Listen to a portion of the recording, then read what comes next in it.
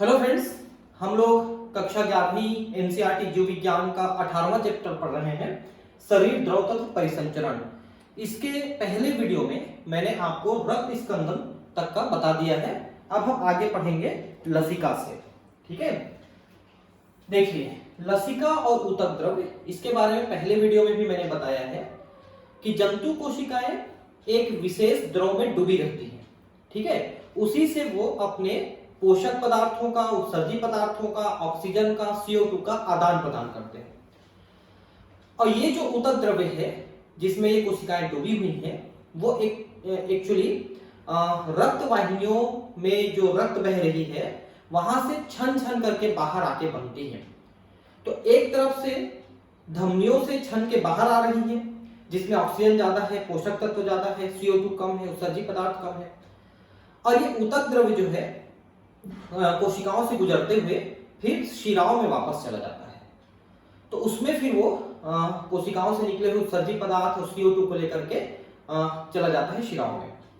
इस तरह से ये जो ऊतक द्रव्य है इसका परिवहन चलते रहता है। इसमें से कुछ मात्रा को 10 से 30% तक की मात्रा को अलग से लसिका वाहिनियों के द्वारा इकट्ठा किया जाता है, उनको कलेक्ट किया जाता है और उनको रास्ते में साफ करके फिर यहाँ पर सब क्लेवियन एक वेन है, एक शिरा है, उसमें रक्त में डाला जाता है। क्योंकि ऊतकों में जो बैक्टीरिया, वायरस, रोगाणु वगैरह हैं उनका अटैक होते रहता है और साथ में कोशिकाएं टूटती फूटती मरती भी रहती हैं। तो इन्हीं सबको अलग से 10 से 30% लसिका में इकट्ठा की जाती है और रास्ते में उसको साफ करके फिर रक्त में मिलाई जाती है। बाकी जो करीब 70% लसिका है या ऊतक द्रव्य है उसको वहीं पर कोशिकाओं के पास ही गुजरने वाली शिराओं के माध्यम से उसको वापस भेज दिया जाता है। तो एक तरफ से आ रहा है, एक तरफ से जा रहा है। ठीक है, ये लसिका है, ये ऊतक द्रव्य है। रक्त जब ऊतक की कोशिकाओं से होकर गुजरता है तब बड़े प्रोटीन अणु एवं संगठित पदार्थों को छोड़कर रक्त से जल एवं जल में घुलनशील पदार्थ केशिकाओं से बाहर निकल जाते हैं। ठीक है, रक्त की जो पतली पतली धमनियां हैं, धमनिका है, उसे केशिका कहते हैं। ठीक है, वहां से बाहर निकलती हैं और ये कोशिकाओं में जो डूबी हुई कोशिकाएं जो डूबी हुई जिस द्रव में, उसी द्रव को बनाते हैं। इस तरल को अंतरालीय द्रव यानी कि अंतर कोशिकीय द्रव, कोशिकाओं के बाहर द्रव या ऊतक द्रव्य कहते हैं। इसमें प्लाज्मा के समान ही खनिज लवण पाए जाते हैं। तो देखिए जो छन के बाहर आया उसमें देखिए यहां पर क्या लिखा है, बड़े प्रोटीन अणु, संगठित पदार्थ। संगठित पदार्थ कौन है? तीनों प्रकार की कोशिकाएं, आरबीसी, डब्ल्यूबीसी और प्लेटलेट्स। ये तीनों बाहर नहीं आती और साथ में प्लाज्मा के जो प्रोटीन्स हैं, एल्बुमिन, ग्लोबुलिन, फाइब्रोजन, ये भी बाहर नहीं आते। लेकिन जो पोषक पदार्थ हैं, ऑक्सीजन है, वो उसमें घुलित अवस्था में बाहर आ जाते हैं। रक्त तथा कोशिकाओं के बीच पोषक पदार्थों एवं गैसों का आदान प्रदान इसी द्रव से होता है। यह भी मैंने आपको बताया कि रक्त से ऊतक द्रव्य, फिर ऊतक द्रव्य से कोशिका और कोशिका से ऊतक द्रव्य, फिर ऊतक द्रव्य से रक्त। ये पदार्थों का आवागमन करने के लिए मिडिल मैन का काम करता है, मध्यस्थ का काम करता है। वाहिकाओं का विस्तृत जाल जो लसिका तंत्र या लिम्फेटिक सिस्टम कहलाता है, इस द्रव को एकत्र कर बड़ी शिराओं में वापस छोड़ता है। लसिका तंत्र में उपस्थित यह द्रव तरल को लसिका कहते हैं। तो मैंने आपको ये बताया कि जिस जगह पे ये ऊतक द्रव्य भरा हुआ है वहां पर नया आ रहा है, पुराना जा रहा है। तो पुराने में से 70%, 70% तो वहीं पर शिराओं में चला जाता है। केवल 10 से 30% को हम अलग से लसिका वाहिनी में एकत्र करते हैं, क्योंकि उसको फिर रास्ते में साफ करके फिर एक साथ यहाँ पर बड़ी रक्त वाहिनी है, शिरा है, जिसको अपन कहते हैं सब क्लेवियन शिरा, उसमें हम उसको मिलाते हैं, रक्त में साफ करने के बाद मिलाते हैं। लसिका तंत्र में उपस्थित यह द्रव तरल को लसिका कहते हैं। लसिका एक रंगहीन द्रव है जिसमें विशिष्ट लिम्फोसाइट्स मिलते हैं। देखिए इसमें लसिका में आरबीसी तो नहीं होते, लेकिन डब्ल्यूबीसी कुछ मात्रा में लिम्फोसाइट्स जरूर होते हैं। वो इसलिए कि हमने अभी बताया आपको कि ये जो है रोगाणुओं को भी और टूटी फूटी कोशिकाओं को भी ये इकट्ठा करके लेके जा रही है। तो उनको साफ करने का काम, उनको खाप करके उनको भक्षण क्रिया द्वारा साफ करने का काम ये डब्ल्यूबीसी ही करते हैं, श्वेत रक्त कणिकाएं। तो उसमें ये लिम्फोसाइट मुख्यतः पाई जाती है। लिम्फोसाइट शरीर की प्रतिरक्षा अनुक्रिया के लिए उत्तरदायी है। रोगाणुओं को नष्ट करके हमारे शरीर की प्रतिरक्षा करता है, उसको बचाता है इनसे, बीमारियों से। लसिका पोषक पदार्थ, हार्मोन आदि के संवहन के लिए महत्वपूर्ण होते हैं।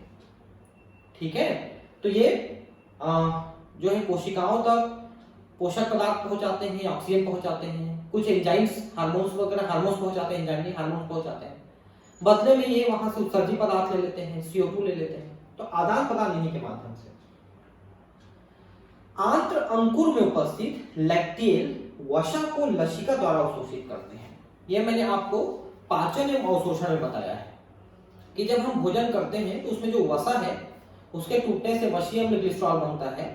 वो जो है लसिका वाहिनी, जो सूक्ष्मांकुर के अंदर लसिका वाहिनी होती है जिसको अपन लैक्टियल कहते हैं, उसके माध्यम से अवशोषित होता है और फिर वो अंततः जाके ब्लड में ही मिलता है। तो पहले वो लसिका वाहिनी में जाती है, फिर लिवर में जाती है, वहां से वो ब्लड में जाती है। तो ये लैक्टियल कहलाती है लसिका वाहिनी। इसके बारे में मैंने आपको पाचन एवं अवशोषण में अच्छे से बताया है। अब है परिसंचरण पथ। देखिए, मैंने पहले ही बताया है कि खुला एवं बंद दो प्रकार का परिसंचरण तंत्र होता है। हम लोगों में बंद प्रकार का है, एनेलिडा में बंद है और इधर आपके कॉर्डेटा में बंद है। इकाइनोडर्मेटा, हेमिकॉर्डेटा में भी बंद है, लेकिन उनमें ज्यादा विकसित प्रकार का नहीं है। तो जो बंद प्रकार का है उसमें रक्त जो है कोशिकाओं के बीच में नहीं बहता है, वो रक्त वाहिनियों में बहता है। ठीक है, जिसको अपन शिराएं और धमनियां कहते हैं। और जो कोशिकाएं हैं वो अलग से ऊतक द्रव्य में डूबी हुई है, उनके बीच में आदान प्रदान होता है, जो अभी मैंने आपको बताया। तो ये बंद प्रकार का है क्योंकि रक्त जो है बंद वाहिनियों में बह रहा है, ऊतकों में नहीं बह रहा है। जबकि खुले प्रकार में ये रक्त जो है कोशिकाओं के बीच में ऊतकों में बहता है। ठीक है, और यह अलग बात है कि उनको इकट्ठा करके वापस बहाने के लिए एक वहां पर बड़ा सा डक्ट जरूर होता है, एक नलिका जरूर होती है, जिसको अपन पृष्ठ धमनिका, पृष्ठ महाधमनी कहते हैं या डॉर्सल एओर्टा कहते हैं, जो पीछे से रक्त को लेकर के आगे की ओर ऐसे सर्कुलेट करता है। तो इनके शरीर की विशेषता है कि इसमें ऊतक द्रव्य, लिम्फ, रक्त ये सब एक ही है, इसीलिए उसको हीमोलिम्फ कहते हैं। वही ऊतकों में बह रहा है, उसी से कोशिकाएं सीधे सीधे आदान प्रदान कर रही हैं। तो ये खुला प्रकार का कहलाता है, जो जिसके लिए आर्थ्रोपोडा और मोलस्का ये दो फाइलम जो है मुख्यतः इसमें खुला वाला परिवहन तंत्र पाया जाता है। खुला परिसंचरण तंत्र आर्थ्रोपोडा तथा मोलस्का में पाया जाता है, जिसमें हृदय द्वारा रक्त को रक्त वाहिकाओं में पंप किया जाता है, जो कि रक्त स्थान कोटरों में खुलता है। तो सीधा सीधा शरीर में जो खुला साइनस है, कोटर है, उन्हीं में रक्त बह रहा है, उसी में सारे अंग और सारे ऊतक रहते हैं। एक कोटर वस्तुतः देह गुहा होती है, देह गुहा कोटर है जिसमें रक्त बह रही है। एनेलिडा और कशेरुकी हम लोगों में बंद प्रकार का परिसंचरण तंत्र पाया जाता है, जिसमें हृदय से रक्त का प्रवाह एक दूसरे से जुड़ी रक्त वाहिनियों के जाल में होता है। ठीक है, तो पहले रक्त वाहिनियों का वहां पर जाल बनते हैं, जिसमें हृदय से शुद्ध रक्त लेके निकलते हैं धमनियां, और वो फिर आगे चल के पूरे ऊतकों को प्रदान करती हैं, फिर वहां से इकट्ठा करके सिराएं फिर से हृदय में लाते हैं। हृदय उसको शुद्ध करने के लिए फेफड़े में भेजती है, फिर फेफड़े उसको शुद्ध करके उसमें ऑक्सीजन भर करके फिर हृदय को वापस करते हैं, फिर हृदय उसको शरीर में भेजता है। तो रक्त जो है शरीर में धमनियों और सिराओं के माध्यम से बह रहा है। ठीक है, इस तरह का रक्त परिसंचरण पथ ज्यादा लाभदायक होता है क्योंकि इसमें रक्त प्रवाह आसानी से नियमित किया जाता है। क्योंकि ये हृदय के द्वारा धमनियों में सिराओं में बह रहा है, तो उसमें एक निश्चित दबाव के साथ बहाने में उसको आसानी रहता है, एक निश्चित ब्लड प्रेशर बना हुआ रहता है, जिसकी सहायता से वो आसानी से उसको कंट्रोल भी कर सकता है। सभी कशेरुकी में कक्षों से बना हुआ पेशी हृदय होता है। अब कितने कक्ष हैं देखिए, तो मछलियों में केवल दो कक्ष होता है, एक आलिंद और एक निलय। ठीक है, ध्यान से समझिए, मछलियों में जो हृदय है दो कक्षों का बना हुआ है, एक आलिंद एक निलय। इसके शरीर से जो अशुद्ध रक्त है वो शिराओं के माध्यम से हृदय में आता है आलिंद में, वहां से होते हुए निलय में जाता है, और निलय से वो आगे बढ़ता है तो रास्ते में पड़ते हैं गिल्स, गिल्स पड़ते हैं, वहां से रक्त को शुद्ध किया जाता है। क्योंकि हृदय से गुजरने वाला रक्त अशुद्ध रक्त है, उसमें ऑक्सीजन की कमी और CO2 अधिक है क्योंकि शरीर से आया है। तो उसको गुजारते हुए गिल्स में से उसमें शुद्धता लाई जाती है, उसमें ऑक्सीजन भरा जाता है, CO2 को निकाला जाता है, फिर वो रक्त वहां से सीधे आगे शरीर में चला जाता है, वो वापस हृदय में नहीं आता। ठीक है, जैसे ये हृदय है, ठीक है, और ये बॉडी है, तो बॉडी से रक्त जो हृदय में आया अशुद्ध रक्त आगे बढ़ा, आगे बढ़ के फिर बॉडी में चला गया और रास्ते में ही गिल्स है जहां से ये शुद्ध हो गए। मतलब हृदय में रक्त जो है केवल एक बार बह रहा है और वो अशुद्ध रक्त है, इसलिए इनके हृदय को वेनस हार्ट कहते हैं, शिरा हृदय कहते हैं, शिरा हृदय, क्योंकि अशुद्ध रक्त बह रहा है। शरीर से अशुद्ध रक्त आया, आगे बढ़ा, गिल्स में से शुद्ध होकर सीधे शरीर में चला गया, वो वापस हृदय में नहीं आया। तो ये दो कक्षी हृदय होता है मछलियों में। उभयचर और सरीसृपों में, जैसे मगरमच्छ को छोड़ दें अपन, उभयचर आप जानते हैं, मेढक है उभयचर, सरीसृप में आपका सांप है, छिपकली है, इनका हृदय 3 कक्षों का बना होता है। अब ध्यान से समझिए, इनके हृदय में, जैसे ये मान लो इनका हृदय है, तो इसमें 3 कक्ष है। आरिकल तो 2 होते हैं, आलिंद 2 होते हैं, लेकिन वेंट्रिकल यानी निलय एक ही होते हैं। तो अशुद्ध रक्त शरीर से आता है, शुद्ध रक्त फेफड़े से आता है, और दोनों बीच में जाके वेंट्रिकल में मिक्स हो जाते हैं। मतलब आलिंद में एक तरफ से शुद्ध और एक तरफ से अशुद्ध रक्त आ रहा है, लेकिन दोनों एक साथ निलय में उतर रहे हैं, तो शुद्ध और अशुद्ध रक्त मिक्स हो गए। अब ये मिक्स ब्लड में से आधे फिर से फेफड़े में शुद्ध होने के लिए चले गए और आधे शरीर में चले गए। तो शरीर में इनका मिक्स ब्लड बहता है, मिश्रित रक्त बहता है, और उसका परिणाम यह होता है कि शरीर में ऑक्सीजन की कमी रहती है। ठीक है, और ये सुस्त जानवर होते हैं, सुस्त जीव होते हैं। लेकिन मगरमच्छ में 4 चेम्बर का है, ध्यान रखेंगे, वो रेप्टाइल है सरीसृप, लेकिन 4 चेम्बर का। तो ऐसा हृदय जिसमें आलिंद का विभाजन तो हो गया लेकिन निलय का विभाजन नहीं हुआ, 3 कक्ष बन गए, और जिसमें शुद्ध अशुद्ध रक्त मिक्स होकर बह रहे हैं, मिश्रित होकर बह रहे हैं, ऐसे हृदय को अपन ट्रांजिशनल हार्ट कहते हैं। ट्रांजिशनल, संक्रमणकाली, संक्रमणकाली, ट्रांजिशनल मतलब कि उसमें मिक्स हो रहा है ब्लड। इसलिए उभयचर में और सरीसृपों में, एक्चुअली सरीसृपों में ना निलय का आधा विभाजन हो चुका है, फिर वो मगरमच्छ में पूरा विभाजन हो जाता है, तो 3.5 चेम्बर होता है एक्चुअली सरीसृपों में, लेकिन यहाँ पर 3 चेम्बर दिया है, तो अब 3 चेम्बर याद रखिए।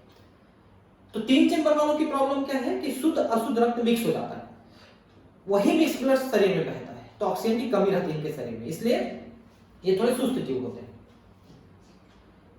जिसमें 2 आलिंद और 1 निलय होता है। मगरमच्छ, पक्षियों और स्तनधारियों में हृदय 4 कक्षों का बना होता है, 2 आलिंद और 2 निलय, और इनमें शुद्ध अशुद्ध रक्त पूरी तरह से अलग अलग रहते हैं। अभी हम अपना हृदय की संरचना देखेंगे। मछलियों में हृदय विऑक्सीजनित रुधिर बाहर को पंप करता है, जो क्लोम द्वारा ऑक्सीजनित होकर शरीर के विभिन्न भागों में पहुंचाया जाता है, तथा वहां से विऑक्सीजनित रक्त हृदय में वापस आता है। इस क्रिया को एकल परिसंचरण कहते हैं। इसको भी जरा समझ लीजिए, हमने अभी बताया कि मछलियों में हृदय 2 चेम्बर का है, अशुद्ध रक्त आता है, आगे बढ़ के सीधे शरीर में चला जाता है शुद्ध होकर, शरीर मतलब हृदय में दोबारा रक्त नहीं आता। ऐसे को हम कहते हैं एकल परिसंचरण तंत्र, सिंगल सर्किट सर्कुलेशन, क्योंकि हृदय में एक ही बार बह रहा है। लेकिन हम लोगों में हृदय में 2 बार बहता है। एक बार अशुद्ध रक्त आता है पूरे शरीर से, वो शुद्ध होने के लिए लंग्स में जाता है, फिर शुद्ध होकर आता है हृदय में, फिर शरीर में जाता है। तो हृदय में 2 अलग अलग भाग हैं, एक में शुद्ध एक में अशुद्ध रक्त आता है, 2 बार हृदय से गुजर रहा है। इसलिए हम लोगों का जो परिसंचरण तंत्र है वो डबल सर्किट है, द्विपरिसंचरण तंत्र है, 2 बार गुजरता है हृदय से। ठीक है, उभयचरों सरीसृपों में बायां आलिंद क्लोम फेफड़े त्वचा से ऑक्सीजन युक्त रक्त प्राप्त करता है, और दाहिना आलिंद शरीर के दूसरे भागों से विऑक्सीजनित होती प्राप्त करता है। ये देखिए, ये 3 चेम्बर है, तो इसमें इधर अशुद्ध रक्त आ रहा है, इधर शुद्ध रक्त आ रहा है, ये कह रहा है, और दोनों यहां पर आके मिक्स हो जाएंगे। लेकिन वे रक्त को निलय में मिश्रित कर बाहर की ओर पंप करते हैं। इस क्रिया को अपूर्ण दोहरा परिसंचरण तंत्र कहते हैं। दोहरा हो रहा है, हृदय में 2 बार बह रहा है, लेकिन चूंकि वो पूरी तरह से अलग नहीं कर पा रहे हैं शुद्ध और अशुद्ध रक्त को, इसलिए वो अपूर्ण दोहरा है। मैं आपको बता दूं कि इस प्रक्रिया में, विकास की प्रक्रिया में उभयचर को बहुत नुकसान हुआ है, क्योंकि एक तो मछलियां थी, आराम से पानी में तैर रही हैं, आराम से उनका हृदय बढ़िया काम कर रहा है, शरीर में पूरा शुद्ध रक्त बह रहा है। लेकिन उभयचर पानी से बाहर आने की कोशिश में वो बेचारे हृदय को 4 चैम्बर बनाने के चक्कर में 3 चैम्बर ही बना पाए, तो उनको इस चीज का नुकसान हो गया और उनका शरीर मिश्रित ब्लड को बहने के लिए मजबूर हो गया, झेलने के लिए मजबूर हो गया। और आप ये भी सोचिए कि मछली को गिल्स के द्वारा सांस लेना है, और जब वो हवा में आना चाहता है, लैंड में आना चाहता है उभयचर, तो उसको लंग्स के द्वारा सांस लेना है। तो सोचिए कि गिल्स से विकसित करके लंग्स बनाना, फेफड़े बनाना कितना मुश्किल काम रहा होगा, जिसमें बेचारे उभयचर ने काम किया। ठीक है, ठीक है। पक्षियों और स्तनधारियों में ऑक्सीजनित, विऑक्सीजनित रक्त क्रमशः बाएं और दाएं आलिंदों में आता है ना। ये 4 चैम्बर है, तो इधर अशुद्ध रक्त आता है और इधर शुद्ध रक्त आता है। अशुद्ध रक्त यहाँ आकर के यहाँ से फेफड़े में चला जाता है, शुद्ध होकर यहाँ आता है, यहाँ से फिर बाहर पूरे शरीर में जाता है। तो दायां साइड जो है हमारा हृदय का दायां हिस्सा, वो अशुद्ध रक्त प्राप्त करता है और बायां हिस्सा शुद्ध रक्त प्राप्त करता है और उसको भेजते भी है। जहां से वह उसी क्रम से बाएं, दाएं एवं बाएं नीलों में जाते हैं। निलय बिना रक्त को मिलाए इन्हें पंप करता है, अर्थात 2 तरह के परिसंचरण पथ इन प्राणियों में मिलते हैं। ठीक है, तो पक्षियों में, स्तनधारियों में और रेप्टाइल्स यानी कि सरीसृपों में, क्रोकोडाइल मगरमच्छ, इनमें 4 चैम्बर है। अतः इन प्राणियों में दोहरा परिसंचरण तंत्र पाया जाता है। अब हम मानव के परिसंचरण तंत्र का अध्ययन करते हैं। मानव परिसंचरण तंत्र देखिए, हम लोगों में हृदय जो है उसका दायां आलिंद पूरे शरीर से अशुद्ध रक्त प्राप्त करता है, उसको निलय में भेजता है, वहां से फेफड़े में जाता है, फेफड़े से बाएं आलिंद में आता है, बाएं से निलय में जाता है आलिंद से, फिर वो पूरे शरीर में जाता है शुद्ध रक्त। तो हमारा पूर्ण विकसित दोहरी परिसंचरण तंत्र है, जिसके बारे में भी हम इसमें बात करने वाले हैं। मानव परिसंचरण तंत्र, जिसे रक्त वाहिनी तंत्र भी कहते हैं, जिसमें कक्षों से बना पेशी हृदय, शाखित बंद रक्त वाहिनियों का एक जाल, रक्त एवं तरल समाहित होता है। तो पूरे शरीर में रक्त वाहिनियां जो हैं, धमनी, सिराएं, उनकी केशिकाएं, इनका पूरा जाल बना हुआ है। इतना जाल कि इतना महीन जाल है कि एक एक ऊतक, एक एक कोशिकाओं तक वो जाल पहुंचा हुआ है। इतना है, मतलब कल्पना नहीं कर सकते अपन, इतनी महीन जाल होती है, जिसके बारे में विस्तृत रूप से इस अध्याय के पूर्ववर्ती पृष्ठों में पढ़ चुके हैं। हम इस चीज को पढ़े हैं, रक्त क्या है, लसिका क्या है। हृदय की उत्पत्ति मेसोडर्म से होती है, मध्य जन स्तर। देखिए, एक्टोडर्म, मेसोडर्म, एंडोडर्म, इन तीनों का नाम आप सुने होंगे। जब एक भ्रूण का निर्माण होता है तो भ्रूण में एक अवस्था आती है जिसको हम कहते हैं गैस्ट्रुला अवस्था। गैस्ट्रुला, सबसे पहले जाइगोट, फिर मारुला, फिर ब्लास्टुला, फिर गैस्ट्रुला। तो गैस्ट्रुला में कोशिकाएं जो बनी हुई है अभी भ्रूण की, वो 3 स्तरों में व्यवस्थित हो जाती है, एक्टोडर्म, मेसोडर्म, एंडोडर्म। और यही कोशिकाएं, यही तीनों जो है जनन स्तर कहलाती हैं, क्योंकि इसी से अब शरीर के विभिन्न भागों का, सभी अंगों का निर्माण होगा। इसलिए इनको हम लोग जनन स्तर कहते हैं। जनन मतलब पैदा करने वाला। मेसोडर्म से होता है, यह दोनों फेफड़ों के मध्य वक्ष गुहा में स्थित रहता है। तो एक्चुअली हृदय यहाँ पर बीच में स्थित है, लेकिन थोड़ा किनारे पे इस तरह से झुका हुआ है, इसलिए हमको धड़कन यहाँ महसूस होती है, क्योंकि जो निलय है नीचे साइड में यहाँ पर है। यह एक दोहरी भित्ति के झिल्ली में फैली हृदय आवरणी द्वारा सुरक्षित होता है, जिसको अपन पेरिकार्डियम कहते हैं, पेरिकार्डियल मेम्ब्रेन हृदय आवरणी, और जिसमें हृदय आवरणी द्रव पाया जाता है। इसके बीच में पेरिकार्डियल फ्लूइड पाया जाता है, हृदय आवरणी द्रव, जो हृदय को घर्षण से, धक्के से बचा के रखता है, क्योंकि जब वो पंप कर रहा है तो उसमें घर्षण हो सकता है। हमारे हृदय में 4 कक्ष होते हैं, जिसमें 2 कक्ष अपेक्षाकृत छोटे तथा ऊपर को पाए जाते हैं, जिन्हें आलिंद कहते हैं, तथा 2 कक्ष अपेक्षाकृत बड़े होते हैं, जिन्हें निलय या वेंट्रिकल्स कहते हैं। चलो इसको मैं आपको समझा देता हूं। देखिए, यहां पर आपको दो कक्ष मिलेंगे, इधर और दो कक्ष इधर। देखिए एक कक्ष ये है, ये आपको दिख रहा है, ये आलिंद है, और ये कक्ष जो है, ये पूरा इतना बड़ा कक्ष जो है ये निलय है, ये दाया हुआ। ठीक है, बाया में आप देखिए ये एक आलिंद है और ये इसका निलय है। ठीक है, तो दाया हिस्सा हमारे शरीर से अशुद्ध रक्त प्राप्त करता है। तो देखिए ये दो आपको महाशिरा दिख रहे हैं, देखिए ये महाशिरा, इसको अग्र महाशिरा कहते हैं प्रीकेवा, और इसको पश्च महाशिरा कहते हैं पोस्ट केवा। ये शरीर के ऊपरी हिस्से से रक्त लेके आता है, ये शरीर के निचले हिस्से से रक्त आता है लेके। तो ये जो नली है देखिए यहां पर खुल रहा है निलय में, और ये जो नली है यहां पर खुल रहा है, देखिए। ठीक है, और एक चीज होता है जो यहां पर नहीं लिखा है, वो है कोरोनरी साइनस, जो हृदय की दीवार से इकट्ठी करके अशुद्ध रक्त को लाती है। क्योंकि हृदय की दीवार पूरी जीवित कोशिकाओं की बनी होती है, इन्हें भी रक्त की अलग से आपूर्ति की जाती है, क्योंकि इसके अंदर जो रक्त भरा है वहां से वो पोषण ऑक्सीजन नहीं ले सकता, उसके लिए अलग से इनके पूरे शरीर में, मतलब इसमें हृदय में, उसकी दीवार में रक्त वाहिनियों का जाल बिछा रहता है, जो धमनी के द्वारा जाता है, सिरा के द्वारा वापस आता है हृदय में, जिससे उसको रक्त की आपूर्ति होती है और उससे पोषण ऑक्सीजन वगैरह मिलता रहता है।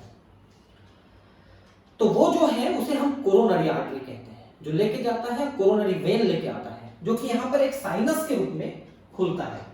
ठीक है, एक छोटे से साइनस के रूप में यहाँ पर खुल जाता है, मुझे दिख नहीं रहा है यहाँ पर कि वो होगा करके, कोई बात नहीं, यहाँ पर खुल जाता है। तो मैंने आपको कहा कि दाया आलिंद ऊपर से अग्र महाधमनी, अग्र महाशिरा, और नीचे से शरीर के निचले हिस्से से पश्च महाशिरा द्वारा खुल रहा है, और हृदय की दीवार से कोरोनरी साइनस यहाँ पर खुलता है।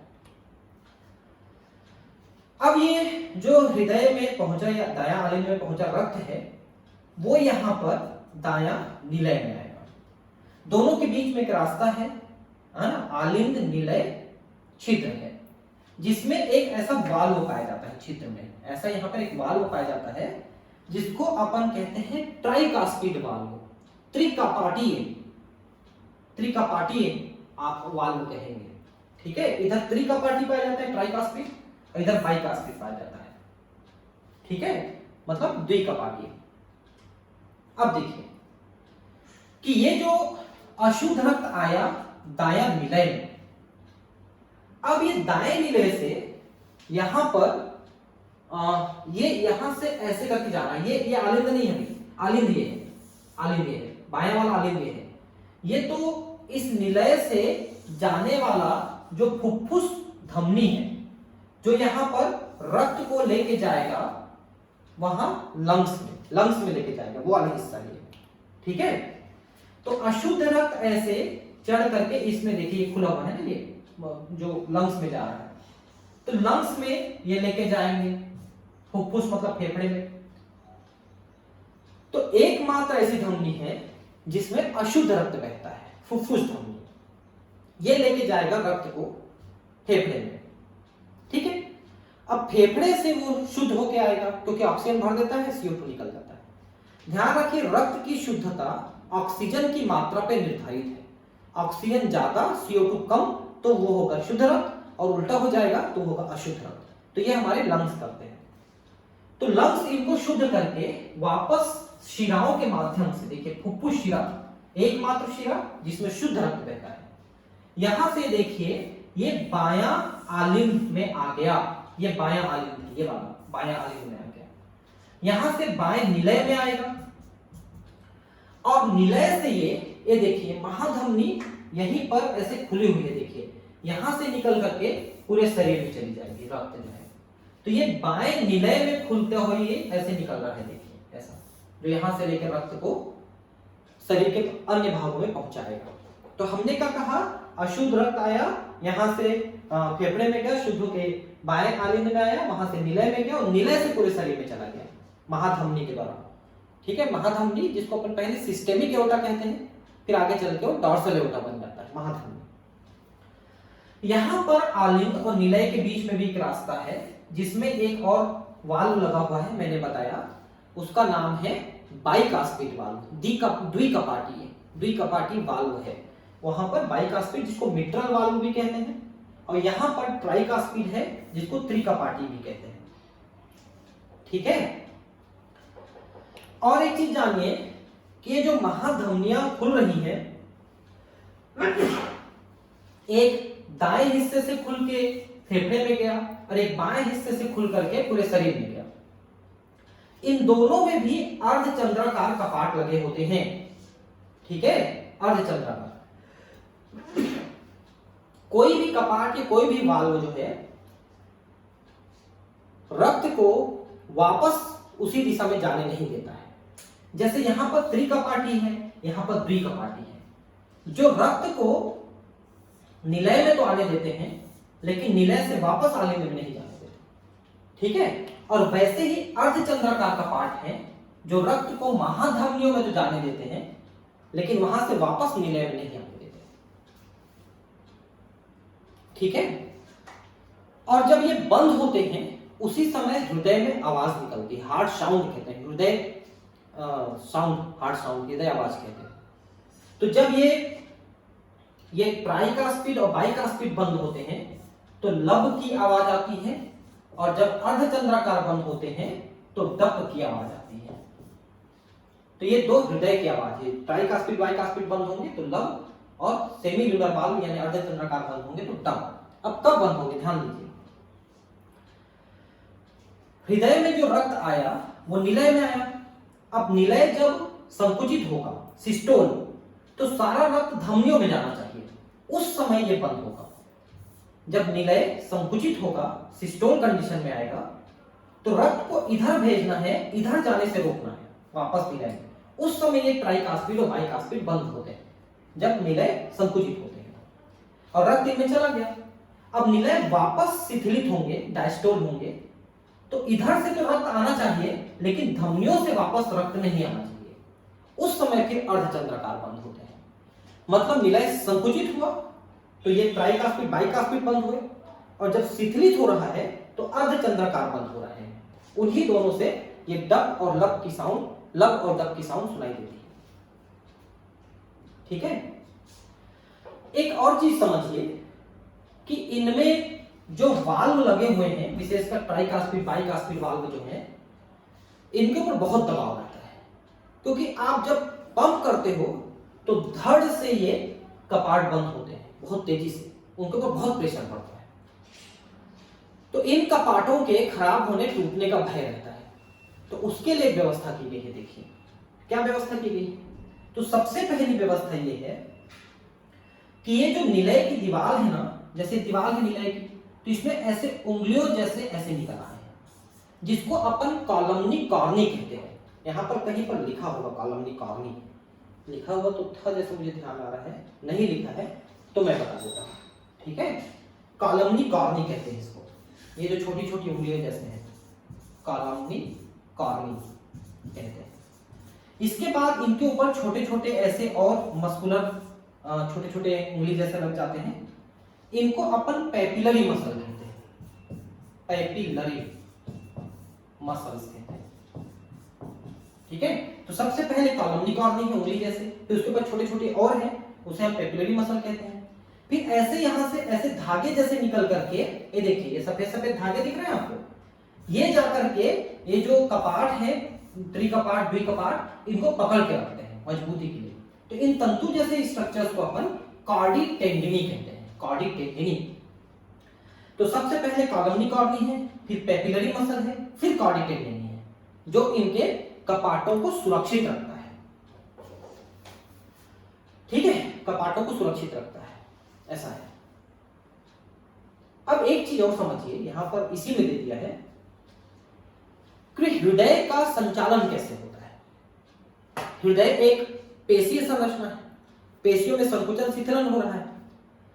और आपको एक बात बता दें कि कोई भी पेशी संकुचन और शिथिलन कब करता है, जब उनके लिए उनको संदेश मिलते हैं, संकुचन का संदेश। जैसे आपने हाथ कैसे ऊपर उठाया, तो एलिवेटर यहां पर एक मसल है, पेशी है, जो हाथ को ऊपर उठाया। तो कैसे उठाया, तो ब्रेन ने हमारे ब्रेन ने इसको मैसेज दिया, इनको संदेश दिया मसल्स को, तो संकुचित होके हाथ को पकड़ के ऐसे ऊपर उठा दिया हमारे।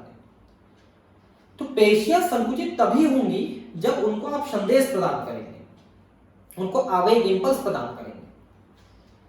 हृदय हमारा मायोजेनिक है, उसके अंदर ही ये आवेग, ये संदेश पैदा होता है। ब्रेन से हृदय की गति को कम ज्यादा कर सकते हैं, लेकिन चालू बंद नहीं कर सकते, वो अपने आप चलता है। हृदय को निकाल के रख दोगे तो भी धड़केगा,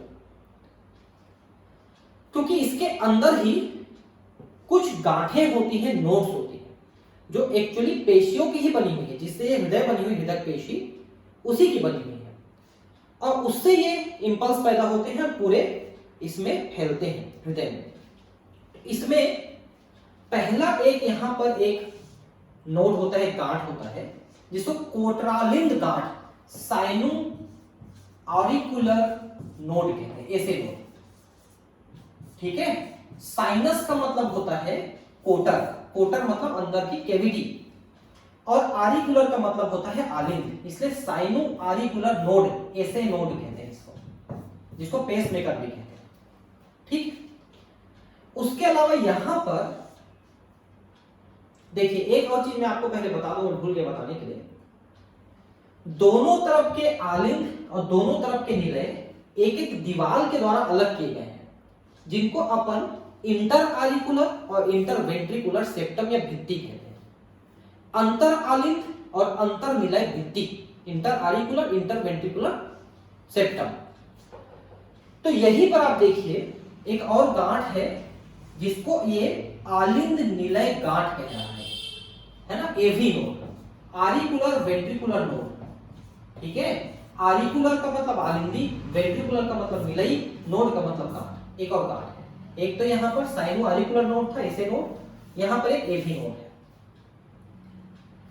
और यहां से एक निकलता है शाखा, जो आगे चल के दो शाखाओं में बढ़ जाता है। इनको अपन बंडल ऑफ हिज कहते हैं, हिज का बंडल, ये देखिए हिज बंडल। ठीक है, इसी को कहते हैं। फिर ये आगे चल के दोनों निलय में बहुत सारी शाखाएं देता है, जिससे निलय में वो संदेश पहुंचती है, और उसे अपन कहते हैं पुरकिंजे फाइबर या पुरकिंजे रेशे।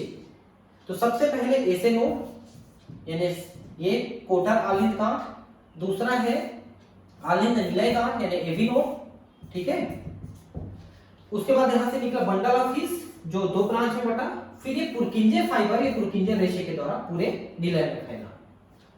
तो एक्चुअली ये जो संदेश पैदा हो रहा है, सबसे पहले ऐसे नोड से पैदा होता है संदेश संकुचन का, तो तुरंत ये दोनों आलिंद में फैल जाता है संदेश, और दोनों आलिंद संकुचन करते हैं, जिससे सारा रक्त जो है निलय में जाता है। और जब तक ये काम होता है, तब तक ये संदेश AV node, bundle of his और पुरकिंजे फाइबर से होते हुए निलय में भी फैल जाता है। तो इसी बीच में आलिंद का पूरा रक्त निलय में आ चुका, अब निलय संकुचित करेगा तो निलय के सारे रक्त को धमनियों में भेज देंगे, इधर फेफड़े वाली धमनी और इधर शरीर वाली धमनी। ठीक है, फिर ये शिथिलित होते हैं, तो लगभग एक साथ ही शिथिलन करते हैं, दोनों का शिथिलन एक साथ ही होता है। लेकिन संकुचन पहले आलिंद का होता है, फिर निलय का होता है। ठीक है, ऐसा है। तो इस तरह से शरीर में संचालन चल रहा है, इसका रक्त का संचरण चल रहा है। आलिंद और निलय कहते हैं। दो कक्ष अपेक्षाकृत बड़े होते हैं, जिन्हें निलय कहते हैं, और दो कक्ष थोड़े छोटे होते हैं, जिसे आलिंद कहते हैं। ऊपर वाले थोड़े छोटे होते हैं। एक पतली पेशी भित्ति, जिसे अंतर आलिंद पट कहते हैं, दाएं एवं बाएं आलिंद को अलग करती है, और एक मोटी भित्ति, जिसे अंतर निलयी पट कहते हैं, बाएं और दाएं निलय को अलग करती है। ये बात मैंने अभी थोड़ी देर पहले बताया भी है कि दोनों आलिंद को और दोनों निलय को अलग करने वाले पट होते हैं, अंतर आलिंद और अंतर निलय पट, जिससे दोनों निलय और दोनों आलिंद अलग अलग रहते हैं। अपने अपनी ओर के आलिंद एवं निलय एक मोटे रेशी ऊतक, जिसे आलिंद निलय पट कहते हैं, के द्वारा पृथक रहती है। ये अब इसकी बात कर रहे हैं। आलिंद और निलय, ये जो ऊपर का आलिंद है और नीचे का निलय है, इनके बीच में भी एक पट है, इनके द्वारा ये अलग किए गए हैं, इसको बता रहे हैं। हालांकि इन पटों में एक एक छिद्र होता है, जो एक ओर के दोनों पक्षों को जोड़ता है। तो ऊपर आलिंद है, नीचे निलय है, तो दोनों के बीच में रास्ता है, तब तो रक्त आएगा। और इसी में त्रिकपाटी और द्विकपाटी वाल्व लगा हुआ है दोनों तरफ आलिंद और निलय के बीच में। दाहिने आलिंद और निलय के पर 3 पेशी पल्लों या वलनों से फ्लैप्स या कप से युक्त एक वाल्व पाया जाता है जिसे ट्राइकास्पिड या त्रिवलनी कपाट या वाल्व कहते हैं। जैसे आपके घर में दरवाजे से 2 कपाट का होता है, उसमें 2 कपाट लगा दीजिए और ऊपर में एक कपाट लगा दीजिए तो 3 कपाट का दरवाजा हो जाएगा, ऐसे खुलेगा बंद होगा। बस वैसा होता है त्रिकपाटी वाल्व जो दाएं आलिंद निलय के बीच में है और बाएं के बीच में द्विकपाटी है, 2 कपाट है, बस ऐसे खुलेगा। उसी को मिट्रल वाल्व भी कहते हैं जो सबसे ज्यादा दबाव झेलता है। बाएं आलिंद और निलय के रंध्र पर एक द्विकपाटी या द्विवलनी कपाट मिट्रल वाल्व पाया जाता है। दाएं और बाएं निलयों से निकलने वाली क्रमशः फुफ्फुस धमनी और महाधमनी का निकास द्वार अर्धचंद्राकार कपाट से युक्त होता है। यह भी मैंने आपको बताया कि ये जो जा रहा है यहाँ पर अर्धचंद्राकार है, यहाँ पर अर्धचंद्राकार है, ठीक है। ये कपाट भी मैंने आपको बताया अर्धचंद्राकार कपाट। हृदय के कपाट रुधिर को एक दिशा में ही जाने देते हैं, अर्थात आलिंद से निलय और निलय से फुफ्फुस धमनी या महाधमनी तक जाने देते हैं, ठीक है। आलिंद से निलय में तो आ जाएगा लेकिन निलय से वापस आलिंद में नहीं जाएगा। त्रिकपाट द्विकपाट वाला उनको रोक देंगे जिससे रक्त जो है धमनियों में चला जाता है, नहीं तो फिर वापस आलिंद में चला जाता है। और जब धमनियों में चला गया तो वापस धमनी से आने के लिए अर्धचंद्राकार रोकता है। कपाट वापसी या उल्टे प्रवाह को रोकते हैं। यह हृदय पेशियों से बना है। कौन? हृदय। निलयों की भित्ति आलिंदों की भित्ति से बहुत मोटी होती है। कारण यह देखिए कि आलिंद को अपना रक्त उसके नीचे निलय तक ही भेजना है, इसलिए उसको ज्यादा ताकत लगाने की आवश्यकता नहीं है। लेकिन निलय को अपना रक्त बाहर भेजना है, इसलिए उनको ज्यादा ताकत लगानी है, इसलिए उसकी भित्तियां मोटी रहती हैं, ज्यादा पेशियां होती हैं। अब उसमें भी आप समझिए कि जो दायां निलय है वो अपना रक्त सिर्फ फेफड़े तक भेज रहा है, जबकि जो बायां निलय है अपना रक्त शरीर के हर अलग अलग हिस्से में भेज रहा है। तो सबसे ज्यादा ताकत बायां निलय लगा रहा है, इसलिए उसकी दीवार सबसे मोटी रहेगी, उससे पतली रहेगी दायां निलय और आलिंद उनसे पतले रहेंगे। एक विशेष प्रकार के हृदय पेशी न्यास जिन्हें नोडल ऊतक कहते हैं भी हृदय में पाए जाते हैं। नोडल ऊतक आपने देखा SA node, AV node, Purkinje fibre, bundle of His, जो हृदय के संकुचन की जो आवेग है, जो संदेश है, उसको आलिंद और निलय के में पहुंचाने और उत्पन्न करने में मदद करते हैं। इसका एक धब्बा दाहिने आलिंद के दाहिने ऊपरी कोने पर स्थित होती है, जिसे शिरा आलिंद पर्व साइनोआर्टरियल नोड या एसे नोड कहते हैं। अभी मैंने आपको बताया, ठीक है। ये देखिए, ये एसे नोड है, ये एवी नोड है, ये बंडल ऑफ हिस है, ऐसे ब्रांच होने के बाद पुरकिंजे फाइबर है, ठीक है। इस ऊतक का दूसरा पिंड दाहिने आलिंद में ही नीचे के कोने पर आलिंद निलय पट के पास स्थित होता है, जिसे आलिंद निलय पर्व कहते हैं। एवी नोड, आलिंद निलय पट, देखिए ये देखिए, ये आलिंद है और ये निलय है, इनके बीच का ये पट है, तो ये ठीक इसके जंक्शन में ये एवी नोड पाया जाता है। आलिंद निलय पट के जंक्शन में पाया जाता है। नोडल ग्रंथिल रेशों का एक बंडल जिसे आलिंद निलय बंडल, एवी बंडल भी कहते हैं, उसी को अंतर निलय पट के ऊपरी भाग में आलिंद निलय पर्व से प्रारंभ होता है और शीघ्र ही दाईं और बाईं शाखा में विभाजित होकर अंतर निलय पट के साथ नीचे पश्च भाग में बढ़ता है। इन शाखाओं से संक्षिप्त रेशे निकलते हैं जो पूरे निलय पेशी विन्यास में दोनों ओर फैल जाते हैं, इन्हें पुरकिंजे फाइबर कहते हैं। तो एवी नोड से निकला बंडल ऑफ हिस और वो पुरकिंजे फाइबर बना करके दोनों निलय में फैल गए। नोडल ऊतक बिना किसी बाह्य प्रेरणा के क्रिया विभव पैदा करने में सक्षम होते हैं। यही वो इंपल्स पैदा करते हैं जैसे ब्रेन करता है वैसा, और उससे हृदय की गति चलती है। इसे स्व उत्तेजनशील ऑटो एक्साइटेबल कहते हैं, अपने आप उत्पन्न करता है। हालांकि एक मिनट में उत्पन्न हुए क्रिया विभव की संख्या नोडल तंत्र के विभिन्न भागों में घट बढ़ सकती है और उसको हमारा तंत्रिका तंत्र कंट्रोल कर सकता है, कम ज्यादा कर सकता है, ठीक है। सिरा, आलिंद पर्व, गांठ सबसे अधिक क्रिया विभव पैदा कर सकता है। ऐसे नोड सबसे ज्यादा 1 मिनट में 70 से 75 बार विभव पैदा कर सकती है। और हृदय का लयात्मक संकुचन रिदमिक कॉन्ट्रैक्शन को प्रारंभ करता है तथा बनाए रखता है। हमारा हृदय एवरेज 1 मिनट में 72 बार यानी 70 से 75 बार प्रति मिनट संकुचन शीतलन करता है, बीट करता है स्पंदन। तो उतने बार ये इंपल्स पैदा कर रहा है, तभी उतना है। इसलिए इसे गति प्रेरक या पेस मेकर कहते हैं। पेस का मतलब क्या होता है? पेस का मतलब एक लय होता है और मेकर मतलब बनाने वाला, एक लय बनाने वाला। तो हृदय की गति में एक लय बनाने वाला होता है गति प्रेरक। इससे हमारी सामान्य हृदय स्पंदन दर 70 से 75 प्रति मिनट होती है, औसतन 72 हम मानते हैं इसको। बच्चों में ज्यादा होता है। एक नया पैदा हुआ बच्चा जो है उसमें करीब 140, 45, 50 तक हो सकता है। धीरे धीरे कम होता है, ठीक है, और पहुंचता है हमारे रक्त जो है हमारे पूरे शरीर में फैलता है, ठीक है, ऐसा है, ठीक है। अब इसमें थोड़ा सा बच गया है, ये भी हो नहीं पाएगा, तो हम इसको अब नेक्स्ट क्लास में पूरा करते हैं, ठीक है। मिलते हैं अगले क्लास में। धन्यवाद, थैंक यू।